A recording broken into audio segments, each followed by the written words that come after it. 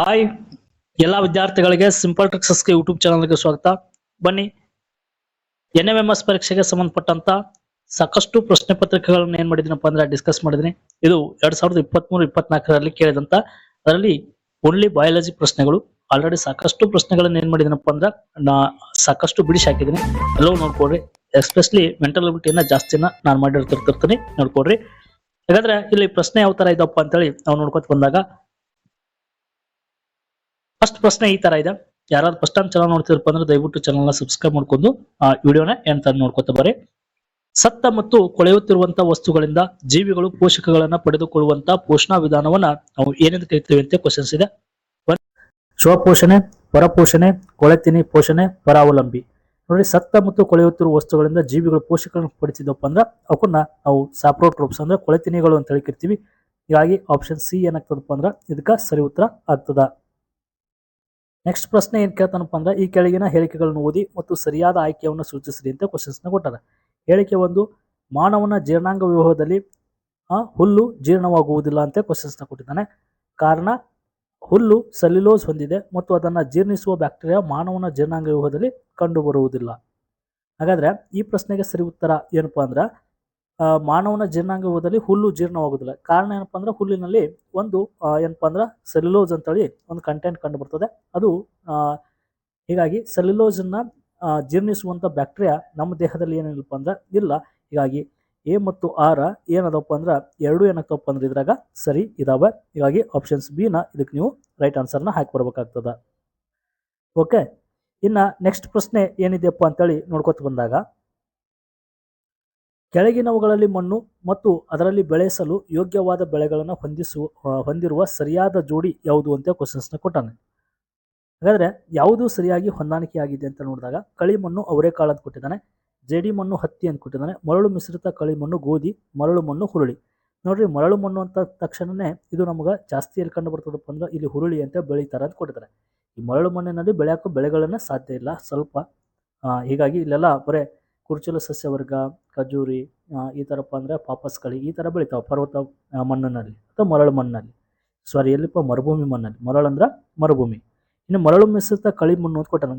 ಗೋಧಿಗೆ ಆ ಥರ ಮಣ್ಣು ಬೇಕಾಗಿರಂಗಿಲ್ಲ. ಜೇಡಿ ಮಣ್ಣು ಉಕ್ತ ಹತ್ತಿಗೆ ಕಪ್ಪು ಮಣ್ಣು ಬೇಕು. ಇದು ಅಲ್ಲ, ಇವು ಮೂರು ಅಲ್ಲಪ್ಪ ಅಂದ್ರೆ ಆಟೋಮೆಟಿಕ್ ಆನ್ಸರ್ ಏನಾಗ್ತದಪ್ಪ ಅಂದ್ರೆ ಈಗ ಎ ಸರಿ ಉತ್ತರ ಆನ್ಸರ್ ಆಗ್ಬಿಡ್ತದೆ. ಓಕೆ, ಇನ್ನು ನೆಕ್ಸ್ಟ್ ಪ್ರಶ್ನೆ ಏನಿದೆಯಪ್ಪ ಅಂತೇಳಿ ನೋಡ್ಕೊತ ಬಂದಾಗ, ಪ್ರಶ್ನೆ ಈ ತರ ಇದೆ.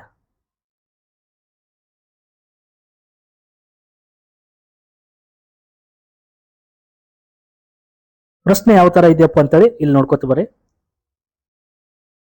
ಬಿತ್ತನೆ ಬೀಜಗಳನ್ನ ಮಾಡಲು ಬಳಸುವ ಉಪಕರಣ ಯಾವುದು ಅಂತ ಕ್ವಶನ್ಸ್ ನ ಕೊಟ್ಟಾನ. ಬಿತ್ತನೆ ಬೀಜನ ಮಾಡಲು ಬಳಸುವಂತ ಉಪಕರಣ ಯಾವುದು? ಲೆವೆಲ್ಲರ, ಕಲ್ಟಿವೇಟರ್, ಎಡಕುಂಟೆ, ಯಾಂತ್ರಿಕ ಕೂರಿಗೆ. ಬಿತ್ತನೆ ಮಾಡ್ಬೇಕಾಗಿತ್ತಪ್ಪ ಅಂದ್ರೆ ನಾವು ಕೂರಿಗೆಗಳನ್ನ ಏನ್ ಮಾಡ್ಬೇಕಪ್ಪ ಅಂದ್ರೆ ಬಳಸಬೇಕಾಗ್ತದ. ಹೀಗಾಗಿ ಆಪ್ಷನ್ಸ್ ಡಿ ಏನಾಗ್ತದಪ್ಪ ಅಂದ್ರೆ ಇದಕ್ಕೆ ಸರಿ ಉತ್ತರ ಆಗ್ತದ. ನೆಕ್ಸ್ಟ್ ಪ್ರಶ್ನೆ, ಕಲುಷಿತ ನೀರಿನ ಸೇವನೆಯಿಂದ ಉಂಟಾಗುವ ರೋಗ ಯಾವುದು ಅಂತ ಕ್ವಶನ್ಸ್ ನ ಕೊಟ್ಟಾನ. ಕಲುಷಿತ ನೀರಿನ ಸೇವನೆಯಿಂದ ಉಂಟಾಗುವಂತ ರೋಗ ಯಾವುದಪ್ಪ ಅಂದ್ರೆ ಇಲ್ಲಿ ಸಾಕಷ್ಟು ಬಾರಿ ನಿಮ್ಗೆ ಕ್ವಶನ್ಸ್ ನ ಕೇಳಿದಾನೆ. ಇದನ್ನ ಹೆಪಟೈಟಿಸ್ ಸಿ ಅಥವಾ ಕಾಲರಾ ಅಂತ ಕೂಡ ನಾವೇನು ಮಾಡೋದಪ್ಪ ಅಂದ್ರೆ ಆನ್ಸರ್ಸ್ ನ ಹಾಕಿ ಬರಬಹುದು. ಇನ್ನ ನೆಕ್ಸ್ಟ್ ಪ್ರಶ್ನೆ ಏನಿದೆಯಪ್ಪ ಅಂತ ನೋಡ್ಕೊತ ಬಂದಾಗ, ಬ್ರೆಡ್ ತಯಾರಿಕೆಯಲ್ಲಿ ಈಸ್ಟ್ ಬಳಸುತ್ತಾರೆ ಏಕೆಂದರೆ ಇದು ಸಂತಾನೋತ್ಪತ್ತಿಯನ್ನ ನಿಧಾನವಾಗಿ ನಡೆಸುತ್ತದೆ ಮತ್ತು ಜೀರ್ಣಕ್ರಿಯೆಯಲ್ಲಿ CO2 ಅನ್ನು ಹೀರಿಕೊಳ್ಳುತ್ತದೆ.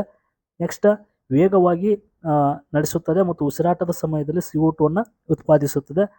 ನೆಕ್ಸ್ಟ್ ಆಪ್ಷನ್ ಸಿ ಏನು ಕೊಟ್ಟಿದ್ದಾನಪ್ಪ ಅಂತೇಳಿ ನೋಡ್ಕೊತ ಬರ್ರಿ. ವೇಗವಾಗಿ ನಡೆಸುತ್ತದೆ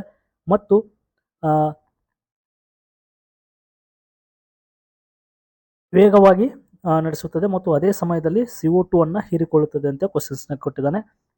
ನೆಕ್ಸ್ಟ್ ನಿಧಾನವಾಗಿ ನಡೆಸುತ್ತದೆ ಮತ್ತು ಉಸಿರಾಟದ ಸಮಯದಲ್ಲಿ CO2 ಅನ್ನು ಉತ್ಪಾದಿಸುತ್ತದೆ ಅಂತೇಳಿ ಇಲ್ಲಿ 4 ಆಪ್ಷನ್ಸ್ ನ ಕೊಟ್ಟಿದ್ದಾನೆ.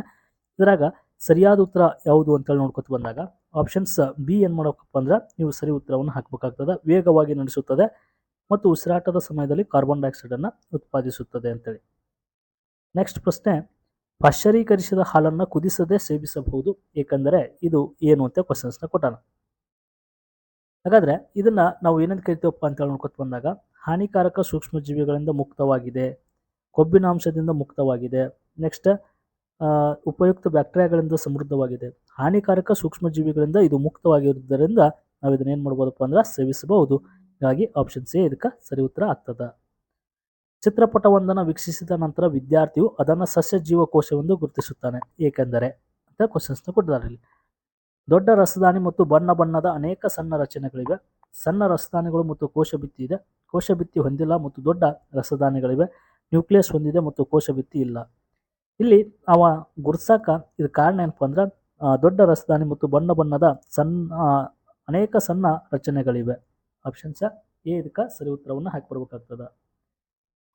ನೆಕ್ಸ್ಟ್, ತಮ್ಮೊಳಗೆ ಸಂತಾನೋತ್ಪತ್ತಿ ಮಾಡಿಕೊಳ್ಳಬಲ್ಲ ಜೀವಿಗಳ ಗುಂಪನ್ನ ನಾವು ಏನೇನು ಕರಿತೀವಿ ಅಂತ ಕ್ವಶನ್ಸ್ನ ಕೊಟ್ಟನ. ಇದನ್ನ ನಾವು ಪ್ರಭೇದ ಅಂತ ಕರಿತೀವಿ.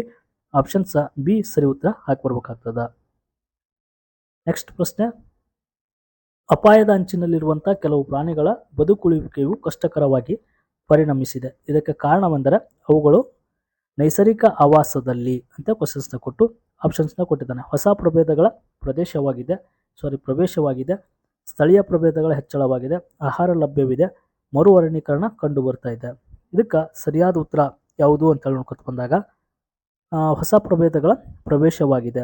ಆಪ್ಷನ್ಸ್ ಎ ಇದಕ್ಕೆ ಸರಿ ಉತ್ತರವನ್ನು ಹಾಕಬೇಕಾಗ್ತದ. ನೆಕ್ಸ್ಟ್ ಪ್ರಶ್ನೆ ಏನಿದೆಯಪ್ಪ ಅಂದ್ರೆ ಕೋಶ ಕೇಂದ್ರದಲ್ಲಿ ಕಂಡುಬರುವಂಥ ದಾರಂತ ರಚನೆಗಳನ್ನು ನಾವು ಏನೆಂದು ಕರಿತೀವಿ ಅಂತೇಳಿ. ಕಿರುಕೋಶ ಕೇಂದ್ರ, ಪ್ಲಾಸ್ಟಿಡ್ಗಳು, ರಸದಾನಿಗಳು, ವರ್ಣತಂತುಗಳು. ಯಾಕಂದ್ರೆ ಕ್ರೋಮೋಜೋಮ್ಸ್ಗಳಂತ ಕರಿತೀವಿ. ಹೀಗಾಗಿ ವರ್ಣತಂತುಗಳು.